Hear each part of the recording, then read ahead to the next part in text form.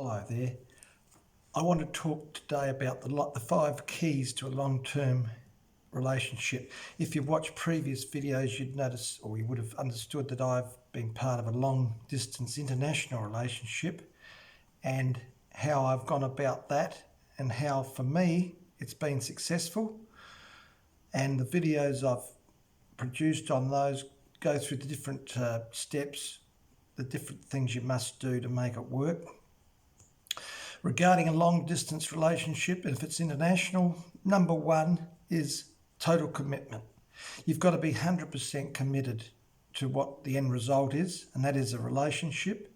If you're looking for a permanent relationship, for that person to move from their country or their state to yours, then 100% commitment by you and the other party is essential for a long distance relationship. If you haven't got that, it's going to be too difficult. In the long run, somebody will may be stronger in the relationship. The other person may be a little bit more blasé about it.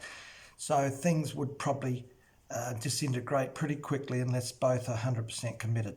Number 2 of the 5 keys to a long distance relationship is communication.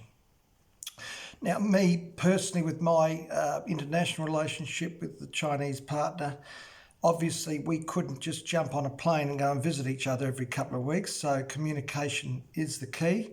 The apps we use, of course, was WeChat, but there's others, WhatsApp, and long distance, it's got to be at least 4 or 5 times a week communication. If you let it go longer than that, then you're opening yourself up to other possible problems that could occur. Some people can get away with it once a week as a follow-up, catch-up. But me personally, I felt comfortable if it was 4 to 5 times a week where we could actually do face-to-face communication on video, so you can see the other partner and you can keep a more personalised approach. You can do that for so long, and there's a time and a space where you start to, both parties get sick of it. They get tired of just the videos. And then step 3 is the planning for your next face-to-face meeting. For me personally, with my international partner from China, it was 8 weeks before we had their first meeting. Then it was another 3 months before the second meeting. And everything went well, so we were continuing on. With the long-term plan was to eventually have a permanent relationship and be together. Now, it's a lot of patience involved, and the planning to meet is important because you've both got to have something to look forward to, and you've both obviously got to work around your time schedules, time off work, who's going to travel, who's going to stay, where are you going to stay, etc. Being in China, my partner was, first trip, she was happy to come to Australia to visit me. The second meeting we had, I of course wanted to go to China, to her city, to meet her family, her son, etc. And I look forward to that, and it was a very good experience for me to go to China and see the difference in the culture.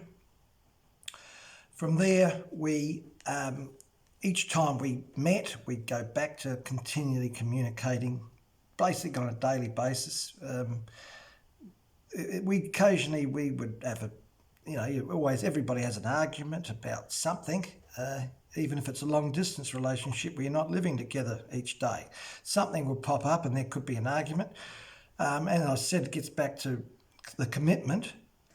We would have a disagreement, we'd send each other an email expressing our concerns or whatever, and then we generally bounce back out of it after a couple of days. It depends on how strong your relationship is, but we would generally go quiet, we'd think about it, then one of us would make the contact again to keep the ball rolling, get the relationship up and running again. And if you don't do that, of course, with a long-term relationship, well then it'll just fizzle out to nothing. Number 4 is the ability to withstand the negatives. The negatives in a long-distance relationship, especially if it's international, there's a lot.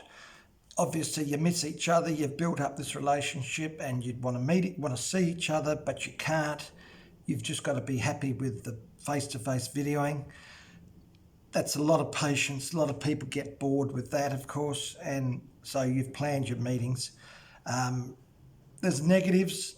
You'll get negatives from outside factors. Other people will say, oh, why are you doing it? You know, the time you're spending, it's all too difficult. One of the people may have to move there from their state, or in my case, Jessie had to move from China. So there's massive problems and cultural differences between countries, and there's a lot of question marks, not only in yourselves. You question whether you can make this a success, but there's other people. There could be family members who are telling you that, oh, this is fraught with danger, or other friends will say, oh, it's taking too long. You've got to go through the process with the department, the governments, to get the approvals for the visas, etc.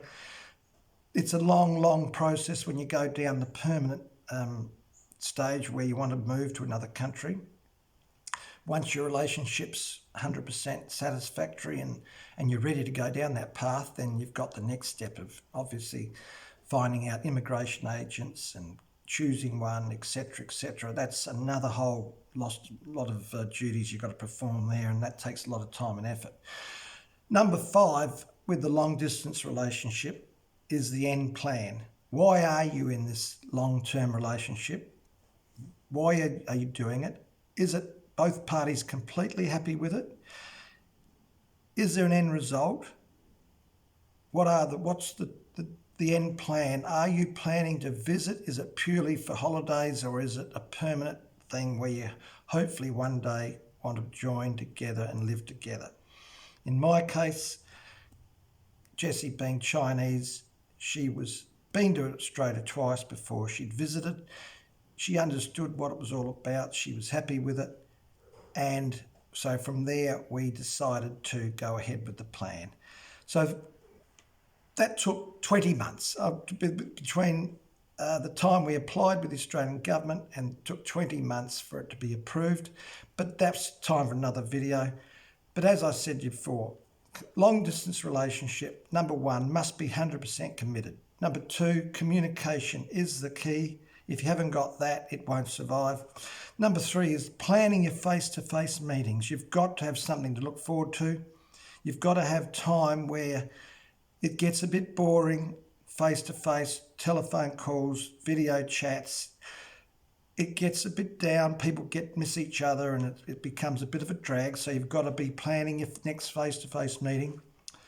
Number 4 is the ability to withstand the negatives that you will get, whether from friends, family, or whoever. There will be lots of people trying to talk you out of it and saying that it's going nowhere, you're wasting your time. And number 5 is your end plan. What are you hoping to achieve, and what's the end plan going to be? And are you both on the same wavelength? Are you both heading the same direction? So there it is. I hope you enjoyed that, and I hope you get some value out of it. I'll see you next time. Thank you.